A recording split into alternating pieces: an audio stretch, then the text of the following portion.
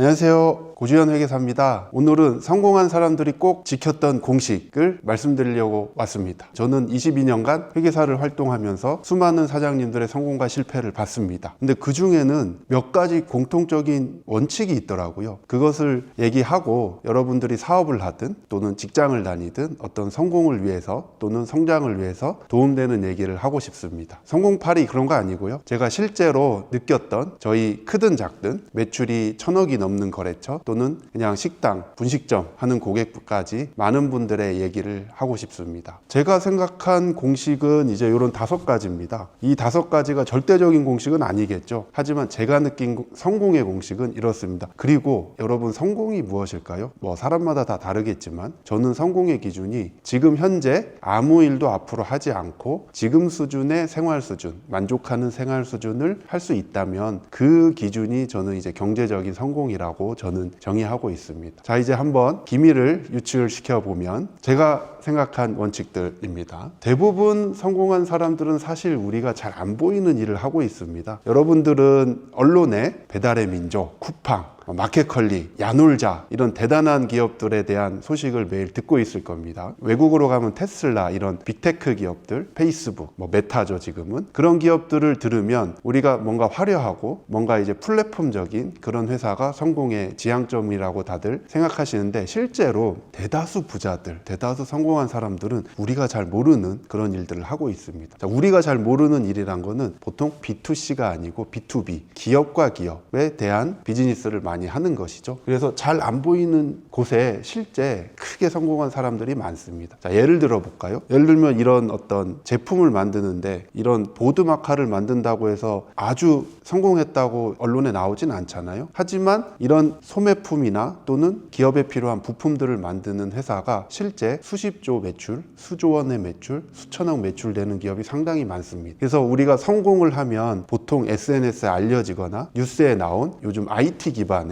AI 기업이라든지 빅데이터 기업 이런 거를 되게 많이 이제 생각하시고 사람들이 그걸 쫓아가는데, 사실은 실제 주변의 부자들, 저희 거래처도 보면 부자들은 대부분 제조업 기반의 공장을 갖고 있고 공장에서 부품이나 제품을 만들기 때문에 여러분들이 볼 때 멋져 보이진 않지만 실제 그런 회사들이 탄탄한 기술이 갖고 있을 때 실제 경제적으로 아주 큰 성공을 하고 있습니다. 모두가 다 IT를 하거나 또는 광고, 마케팅 이런 쪽으로 되게 많이 관심을 기울이는데, 실제로 여러분들이 직장에 있거나 또는 사업을 할 때도 지금 현재 본인이 알고 있는 그런 전문성 또는 이제 기술 이런 것들을 조금 더 이제 축적한다면 성공의 이제 지름길이 됩니다. 확실하게 말씀드릴 수가 있고요. 그리고 실제로 저희가 업무적으로 사모펀드라든지 벤처캐피탈을 하고 일을 많이 합니다. 근데 실제로 많이 인수되는 기업들은 탄탄한 거래처를 갖고 있고 자기 제품의 기술력이 확실한 기업들, 이런 기업들이 실제 투자도 많이 되고요. 실제 M&A라든지 상장이 많이 됩니다. 그래서 여러분들이 이거를 확인하는 방법이 있는데, 상장사 리스트는 어차피 다 공시가 돼 있잖아요. 한번 그냥 쭉 한번 훑어보시면 대부분 다 제조업입니다. 여러분들이 아는 그런 화려한 테크 기업들보다는 대부분 어떤 물건을 만들거나 유통을 하거나 그런 것들에 대한 산업들이 실제로 상장도 많이 하고 투자도 많이 받고 성장을 많이 합니다. 그래서 여러분들이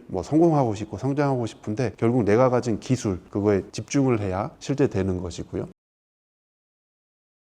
제조업에 초기 자본이 많이 있어야 성공한다는 것은 규모에 따라 다른데요. 쉬운 예를 들어볼까요? 제조업이라고 해서 어떤 큰 공장이 필요할 것 같지만 실제로 의류 제조업은 미싱 하나로도 가능합니다. 실제 저희 거래처 중에 댄스복을 만드는 거래처가 있습니다. 거기는 저기 면목동이나 중곡동 쪽에 보면 그렇게 봉제하는 미싱사분들이 있는 공장이 있습니다. 우리가 아는 공장은 항상 TV에서 본 삼성전자 평택공장 이런 걸 생각하시잖아요. 근데 실제로 이런 작은 공간에 미싱 한 대 있어도 사실은 공장입니다. 옷을 꿰맬 수가 있잖아요. 그러니까 공장의 개념을 여러분들이 실제 사업을 안 하시는 분들은 공장 제조업 하면 되게 크게만 생각하시는데, 작은 창고에서 용접을 해서 어떤 기계를 만드는 회사도 실제 있고요. 그리고 미싱 한 대로 봉제를 하는 기업도 사실은 제조업입니다. 그런 관점에서 보면 그런 제조업들이 실제 자기 제품이 디자인이나 기술력이 좋다면 이제 쉽게 성공하는 그런 것이 되겠고요. 이제 두 번째, 의도하지 않은 상황이라고 제가 이렇게 썼죠. 의도하지 않은 상황이라는 거는 이게 대부분 착각하는 겁니다. 여러분이 지금 이런 영상을 제 영상도 보겠지만 성공을 위한, 성장을 위한 그런 비즈니스를 위한 영상들, 공부들 많이 하실 텐데 그렇게 지식을 공부하면 할수록 착각에 빠지는 상황들이 옵니다. 뭐냐면 제가 계획한, 제가 생각한 대로 일이 이루어질 거라는 착각에 빠집니다. 실제 제가 회계법인을 처음 시작할 때 제 선배가 이런 말을 했습니다. 네가 생각하는 일의 99%도 일어나지 않을 거라고. 근데 그때는 뭐 개소리야? 저도 이렇게 생각했거든요. 근데 실제로 제가 생각한 거에 99%가 이루어지지 않았습니다. 이게 나쁜 뜻이 아니고 제가 생각하지 않은 기회가 훨씬 더 많이 왔고요. 제가 생각했던 것들이 실제 제가 생각한 대로 흘러가지가 않았습니다. 근데 여러분도 한번 과거를 지켜보면 지금 직장을 다니거나 장사하거나 사업하시는 분들도 한번 5년 전을 생각해 보세요. 여러분들이 생각한 대로 잘 흘러왔나요? 아닐 거예요. 잘 안 된 경우도 있고 생각하지 않은 기회를 만났을 수도 있습니다. 그렇기 때문에 실제 부자 된 사람들의 스토리를 저도 옆에서 직접 간접 경험을 해보면 의도하지 않은 상황에서 성공이란 게 찾아옵니다. 물론 의도하지 않다고 방 안에 가만 앉아 있다고 그런 기회가 오진 않겠죠. 일단 본인 계획대로 하라는 겁니다. 계획을 세워서 필요 없다는 게 아니고 계획을 세운 대로 이루어지지 않을 거지만 그 길을 가다 보면 의도하지 않은 상황에서 안 좋은 일이 생길 수도 있고요. 좋은 기회가 올 수도 있어요. 그래서 그거는 사실 마음가짐의 문제고요. 자, 세 번째. 동업을 많이 합니다. 우리 인류 역사상 동업이라는 제도는 아주 수천 년 된 제도인데 왜냐? 혼자 하기 어려우니까. 이건 제 원칙입니다. 동업계약서가 5장이 넘지 않은 동업은 성공한 적을 제가 본 적이 없어요. 자, 동업계약서를 5장 쓴다고요? 도대체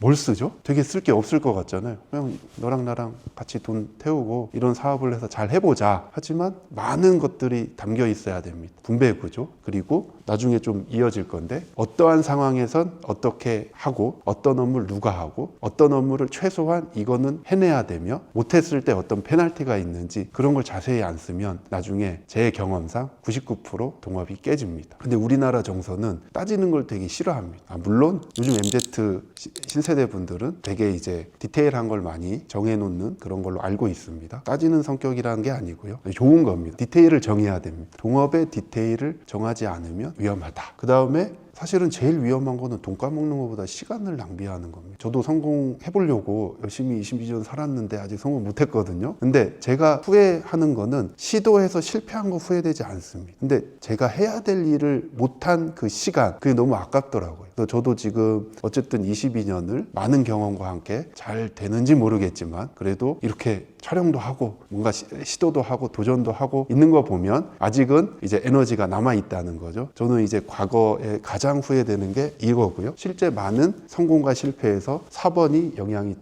절대적으로 영향을 미칩니다. 그래서 앞으로 저도 시간을 줄이는 데 지금 집중을 하고 있습니다. 자, 여기 한 예로 지금 제가 이렇게 영상을 촬영하는 이유가 이거를 널리 알리는 목적 당연히 있죠. 하지만 저는 이 시간을 줄이려고 이 영상을 촬영하는 거예요. 왜? 이 영상에서 제가 전하는 메시지를 이제는 2번 다시 얘기할 필요 없잖아요. 이 링크를 전달하면 되겠죠. 예를 들면 저한테 자문을 받고 싶다 또는 저한테 강의를 의뢰한다. 물론 지금 이 내용이 그대로 강의를 갖지 못하겠지만 이런 내용을 제가 했다는 거를 링크 하나면 보내줄 수 있습니다. 그런데 만약에 이 영상이 없으면 저는 구구절절 설명을 해야 됩니다. 시간이 들겠죠? 회계법인 회계사는 사람이고 상품입니다. 그럼 제가 많이 팔려야 되는데 저는 24시간의 한계가 있습니다. 그래서 이런 영상과 책, 콘텐츠가 저라는 회계사라는 상품을 복제나 확산이 가능하고 그런 시간을 아끼기 위해서 저는 이 영상을 찍고 있습니다. 자, 5번째 원칙입니다. 우리는 항상 부정적 생각하는 사람과 긍정적 생각하는 사람, 아무 생각도 없는 사람으로 나뉩니다. 그럼 긍정적인 사람은 뭔가를 시도합니다. 그리고 실패합니다. 그리고 시간을 낭비하죠. 자, 부정적인 사람은 실패를 잘 안 합니다. 대신 시도하지 않기 때문에 의도하지 않은 기회가 안 옵니다. 아무 생각 없는 사람은 그냥 평범하게 삽니다, 대부분. 그래서 제가 이걸 써놓은 이유는 어떤 도전을 할 때 항상 긍정적인 시나리오, 중립적인 시나리오, 부정적인 시나리오를 생각을 하라는 겁니다. 저도 이 영상 이제 채널을 다시 한번 키워보는데 3가지 상황을 생각하고 있습니다. 저도. 자, 긍정적인 상황, 제 콘텐츠가 좋아서 사람들이 많이 봐서 제가 좀 알려지고 이제 좋은 고객분들이 유치되면 너무 좋겠죠. 중립적인 시나리오는 이 영상을 열심히 찍었는데 뭐 그렇게 썩 좋지도 않고 그렇다고 조회수가 나쁘지도 않고. 자, 하지만 제 컨텐츠는 축적이 돼가고 저는 그거를 시간을 줄이는 목적으로 활용할 수 있겠죠. 뭐 나쁘지 않습니다. 하지만 뭐 성공이라고 할 수 없죠. 부정적 시나리오 열심히 찍었는데 잘 안 팔려요, 제 영상이. 뭐 봐도 재미가 없고, 제가 강의를 많이 하는데 최대의 장점이 재미가 없다는 거. 웃기고 싶은데 잘 못 웃기겠어요. 자, 부정적 시나리오를 생각하고 있습니다. 일단은 오늘은 첫 영상이니까 열심히 한번 해보도록 하겠습니다. 제가 정한 5가지 성공의 원칙입니다. 뭔가 이제 좀 추상적이고 뭔가 좀 이렇게 확 와닿지 않을 수도 있어요. 제가 강의에 갔을 때 제일 반응이 좋았던 건 역시나 실제 사례를 얘기해주면 사람들이 이제 재미없어도 되게 집중해서 듣더라고요. 오늘은 첫 이제 인사로 이런 성공의 원칙 이런 거를 말씀드리고, 앞으로는 진짜 디테일한 사례. 그러니까 저는 사실은 큰 어떤 꿈을 꾸고 너무 꿈만 쫓아가다가 실패하는 사례를 너무 많이 봤기 때문에 정말 현실적으로, 예를 들면 하다못해 분식집을 하더라도 그렇게 뭔가 도움될 수 있는 그런 거를 제가 많이 알고 있습니다. 그걸 앞으로 대방출해 드리겠습니다. 예전에 2008년, 2009년 금융위기 때도 지금만큼 훨씬 경제가 침체돼 있었습니다. 그럼에도 불구하고 누군가는 성공을 하고 누군가는 성장을 하고 그렇게 했던 걸 저도 경험을 했습니다. 일단 뻔한 어떤 얘기보다는 정말로 용수철처럼 튀어오를 수 있는 그런 것들 많이 방출해 드리도록 하겠습니다. 그리고 저의 채널에 부정적인 시나리오 안 오게 긍정적인 방향으로 갈 수 있게끔 구독과 좋아요 부탁드립니다.